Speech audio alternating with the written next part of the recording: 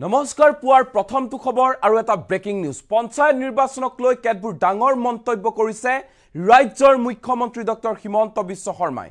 পঞ্চায়ত নিৰ্বাচনলৈ মাজত মাত্ৰ কেইটামান দিন বাকি ৰৈছে আৰু তাৰ প্ৰাক মুহূৰ্তত ৰাজ্যৰ মুখ্যমন্ত্ৰী হিমন্ত বিশ্ব শৰ্মাৰ ফালৰ পৰা কোৱা হৈছে যে এবাৰ পঞ্চায়ত নিৰ্বাচন পূৰ্বতকৈ বহু বেছি পৃথক হ'ব আৰু ব্যতিক্ৰম হ'ব কিয়নো এবাৰ পঞ্চায়ত নিৰ্বাচনত গাঁৱৰ ৰাইজে ভাল পোৱা গাঁৱৰ জনপ্ৰিয় ব্যক্তি গৰাকীয়ে পঞ্চায়ত নিৰ্বাচন খেলিব পাৰিব অৰ্থাৎ গাঁৱত যি গৰাকী ব্যক্তি আটাইতকৈ বেছি জনপ্ৰিয় যিয়ে নেকি পঞ্চায়তৰ কাম কাজক প্ৰায় সমালোচনা কৰি থাকে তেনে ব্যক্তিয়েহে এবাৰ পঞ্চায়ত নিৰ্বাচন খেলিব পাৰিব ৰাজনৈতিক প্ৰভাৱ কোনো ধৰণে নাথাকিব বিজেপিয়ে হওক কংগ্ৰেছে হওক এআইডিএফে হওক ৰাইজৰ দলে হওক বা অসম জাতীয় পৰিষদে হওক কোনো ৰাজনৈতিক দলৰ এবাৰ প্ৰভাৱ নাথাকিব পঞ্চায়ত নিৰ্বাচনত এনেধৰণে মন্তব্য প্ৰকাশ কৰিছে ৰাজ্যৰ মুখ্যমন্ত্ৰী ডক্টৰ হিমন্ত বিশ্ব শৰ্মাই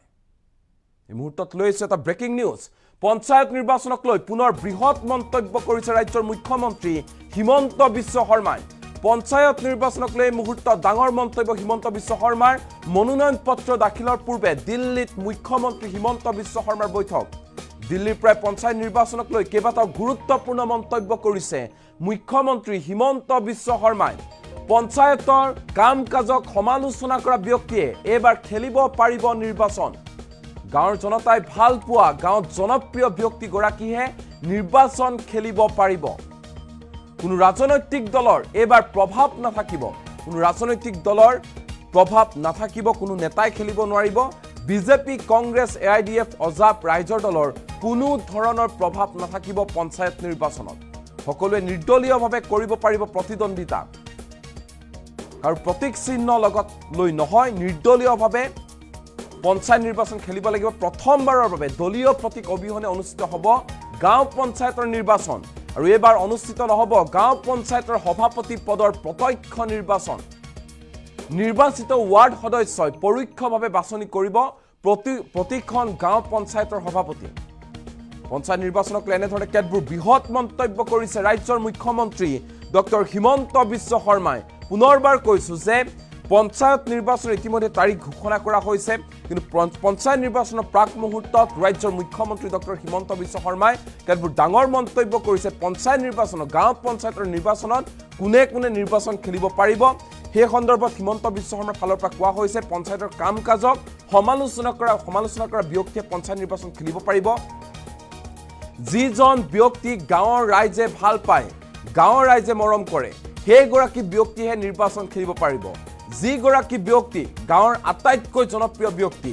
যি সামাজিক কাম কাজত লাগি থাকে সমাজ সেৱা কৰি থাকে তেনে ব্যক্তিহে পঞ্চায়ত নিৰ্বাচন খেলিব পাৰিব কোনো দলৰ নেতা পালি নেতাই পঞ্চায়ত নিৰ্বাচন খেলিব নোৱাৰিব সকলোৱে নিৰ্দলীয়ভাৱে প্ৰতিদ্বন্দিতা কৰিব লাগিব আৰু কোনো ধৰণৰ দলীয় প্ৰতীক নাথাকে প্ৰথমবাৰৰ বাবে দলীয় প্ৰতীক অবিহনে গাঁও পঞ্চায়তৰ নিৰ্বাচন অনুষ্ঠিত হ'ব আৰু এবাৰ অনুষ্ঠিত নহ'ব গাঁও পঞ্চায়তৰ সভাপতি পদৰ প্ৰত্যক্ষ নিৰ্বাচন যিসকল নিৰ্বাচিত ৱাৰ্ড সদস্য থাকে তেওঁলোকে পৰোক্ষভাৱে বাছনি কৰিব যে প্ৰতিখন গাঁও পঞ্চায়তৰ সভাপতি প্ৰতিখন গাঁও পঞ্চায়তৰ সভাপতি কোন হ'ব আমুক গাঁও পঞ্চায়তৰ সভাপতি কোন হ'ব তাৰ ৱাৰ্ড সদস্যহে নিৰ্ধাৰণ কৰিব যে আমুকক আমি গাঁও পঞ্চায়তৰ সভাপতি হিচাপে নিৰ্বাচিত কৰিছো এনেধৰণে ডাঙৰ মন্তব্য কৰিছে পঞ্চায়ত নিৰ্বাচনক লৈ মুহূৰ্তত ৰাজ্যৰ মুখ্যমন্ত্ৰী ডক্টৰ হিমন্ত বিশ্ব শৰ্মাই পঞ্চায়ত নিৰ্বাচনলৈ মাজত মাত্ৰ কেইটামান দিন বাকি ৰৈছে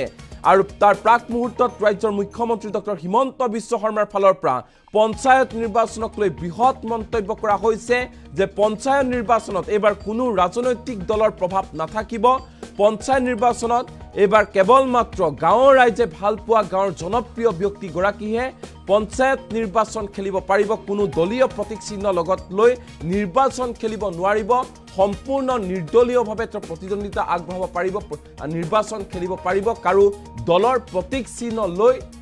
নিৰ্বাচন খেলিব নোৱাৰিব প্ৰথমবাৰৰ বাবে দলীয় প্ৰতীক অবিহনে অনুষ্ঠিত হ'ব গাঁও পঞ্চায়তৰ নিৰ্বাচন আৰু গাঁও পঞ্চায়তৰ সভাপতি গৰাকীক ৱাৰ্ড সদস্যই নিৰ্বাচন কৰিব প্ৰত্যক্ষ নিৰ্বাচন নহয় ৱাৰ্ড সদস্যই নিৰ্ধাৰণ কৰিব যে কোন গৰাকী ব্যক্তি যোগ্য গাঁও পঞ্চায়তৰ সভাপতিৰ বাবে আৰু সেই নিৰ্বাচিত ৱাৰ্ড সদস্যই পৰোক্ষভাৱে বাছনি কৰিব প্ৰতিখন গাঁও পঞ্চায়তৰ সভাপতি এনেধৰণে পঞ্চায়ত নিৰ্বাচনক লৈ এই মুহূৰ্তত ডাঙৰ মন্তব্য কৰিছে ৰাজ্যৰ মুখ্যমন্ত্ৰী ডক্টৰ হিমন্ত বিশ্ব শৰ্মাই আৰু এই মুহূৰ্তত হিমন্ত বিশ্ব শৰ্মাৰ মন্তব্য আমাৰ লগত আছে দিল্লীত কি কৈছে পঞ্চায়ত নিৰ্বাচন সন্দৰ্ভত হিমন্ত বিশ্ব শৰ্মাই শুনো আহক প্ৰেসিডেন্ট এটো সম্পূৰ্ণ অৰাজনৈতিক ইলেকশন হ'ব আৰু বিজেপিয়ে কোনো কমন সিম্বলত নেখেলে ভালে হৈ যাব সকলো বিধায়ক কাৰ্যকৰ্তা দিলীপ শইকীয়া ডাঙৰীয়া সকলোৱে চেষ্টা কৰি আছে নমিনেশনটো হৈ যাওক টিকট হৈ যাওক তাৰ পিছত 20 তাৰিখৰ পৰা আমি সকলোৱে কেম্পেইন কৰিম আমি পঞ্চায়তৰ মেম্বাৰ আৰু প্ৰেসিডেন্ট এটো সম্পূৰ্ণ অৰাজনৈতিক ইলেকশন হ'ব আৰু বিজেপিয়ে কোনো কমন সিম্বলত নেখেলে ভালে হৈ যাব সকলো বিধায়ক কাৰ্যকৰ্তা দিলীপ শইকীয়া ডাঙৰীয়া সকলোৱে চেষ্টা কৰি আছে নমিনেশনটো হৈ যাওক টিকট হৈ যাওক তাৰ পিছত 20 তাৰিখৰ পৰা আমি সকলোৱে কেম্পেইন কৰিম আমি পঞ্চায়তৰ মেম্বাৰ আৰু প্ৰেসিডেন্ট এটো সম্পূৰ্ণ অৰাজনৈতিক ইলেকশন হ'ব আৰু বিজেপিয়ে কোনো কমন সিম্বলত নেখেলে ভালে হৈ যাব সকলো বিধায়ক কাৰ্যকৰ্তা দিলীপ শইকীয়া ডাঙৰীয়া সকলোৱে চেষ্টা কৰি আছে নমিনেশনটো হৈ যাওক টিকট হৈ যাওক তাৰ পিছত 20 তাৰিখৰ পৰা আমি সকলোৱে কেম্পেইন কৰিম আমি পঞ্চায়তৰ মেম্বাৰ আৰু প্ৰেসিডেন্ট এটো সম্পূৰ্ণ অৰাজনৈতিক ইলেকশন হ'ব আৰু বিজেপিয়ে কোনো কমন সিম্বলত নেখেলে ভালে হৈ যাব সকলো বিধায়ক কাৰ্যকৰ্তা দিলীপ শইকীয়া ডাঙৰীয়া সকলোৱে চেষ্টা কৰি আছে নমিনেশনটো হৈ যাওক টিকট হৈ যাওক তাৰ পিছত 20 তাৰিখৰ পৰা আমি সকলোৱে কেম্পেইন কৰিম আমি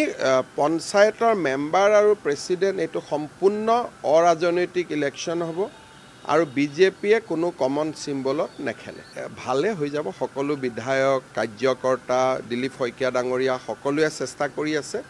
নমিনেশনটো হৈ যাওক টিকট হৈ যাওক তাৰ পিছত 20 তাৰিখৰ পৰা আমি সকলোৱে কেম্পেইন কৰিম আমি পঞ্চায়তৰ মেম্বাৰ আৰু প্ৰেসিডেন্ট এটো সম্পূৰ্ণ অৰাজনৈতিক ইলেকশন হ'ব আৰু বিজেপিয়ে কোনো কমন সিম্বলত নেখেলে ভালে হৈ যাব সকলো বিধায়ক কাৰ্যকৰ্তা দিলীপ শইকীয়া ডাঙৰীয়া সকলোৱে চেষ্টা কৰি আছে নমিনেশনটো হৈ যাওক টিকট হৈ যাওক তাৰ পিছত 20 তাৰিখৰ পৰা আমি সকলোৱে কেম্পেইন কৰিম আমি পঞ্চায়তৰ মেম্বাৰ আৰু প্ৰেসিডেন্ট এটো সম্পূৰ্ণ অৰাজনৈতিক ইলেকশন হ'ব আৰু বিজেপিয়ে কোনো কমন সিম্বলত নেখেলে ভালে হৈ যাব সকলো বিধায়ক কাৰ্যকৰ্তা দিলীপ শইকীয়া ডাঙৰীয়া সকলোৱে চেষ্টা কৰি আছে নমিনেশনটো হৈ যাওক টিকট হৈ যাওক তাৰ পিছত 20 তাৰিখৰ পৰা আমি সকলোৱে কেম্পেইন কৰিম আমি পঞ্চায়তৰ মেম্বাৰ আৰু প্ৰেসিডেন্ট এটো সম্পূৰ্ণ অৰাজনৈতিক ইলেকশন হ'ব আৰু বিজেপিয়ে কোনো কমন সিম্বলত নেখেলে ভালে হৈ যাব সকলো বিধায়ক কাৰ্যকৰ্তা দিলীপ শইকীয়া ডাঙৰীয়া সকলোৱে চেষ্টা কৰি আছে নমিনেশনটো হৈ যাওক টিকট হৈ যাওক তাৰ পিছত 20 তাৰিখৰ পৰা আমি সকলোৱে কেম্পেইন কৰিম আমি পঞ্চায়তৰ মেম্বাৰ আৰু প্ৰেসিডেন্ট এটো সম্পূৰ্ণ অৰাজনৈতিক ইলেকশন হ'ব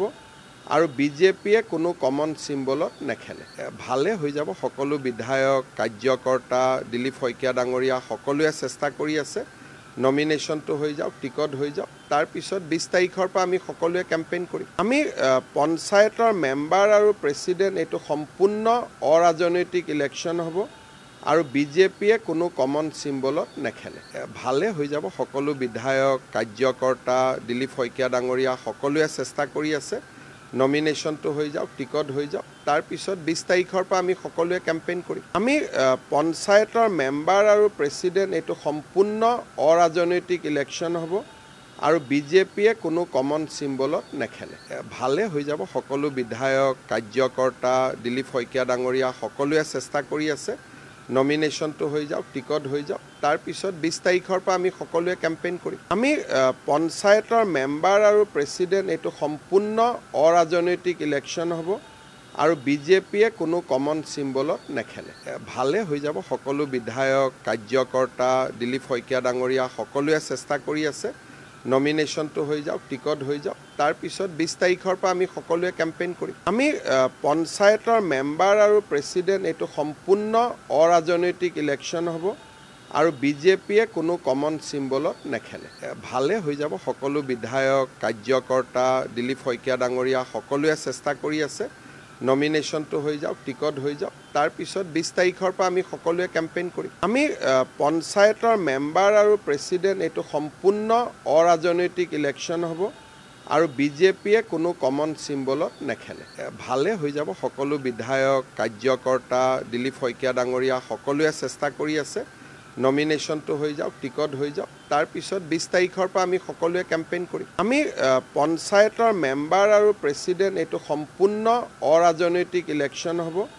আৰু বিজেপিয়ে কোনো কমন চিম্বলত নেখেলে ভালে হৈ যাব সকলো বিধায়ক কাৰ্যকৰ্তা দিলীপ শইকীয়া ডাঙৰীয়া সকলোৱে চেষ্টা কৰি আছে নমিনেশ্যনটো হৈ যাওক টিকট হৈ যাওক তাৰ পিছত 20 তাৰিখৰ পৰা আমি সকলোৱে কেম্পেইন কৰিম আমি পঞ্চায়তৰ মেম্বাৰ আৰু প্ৰেচিডেণ্ট এইটো সম্পূৰ্ণ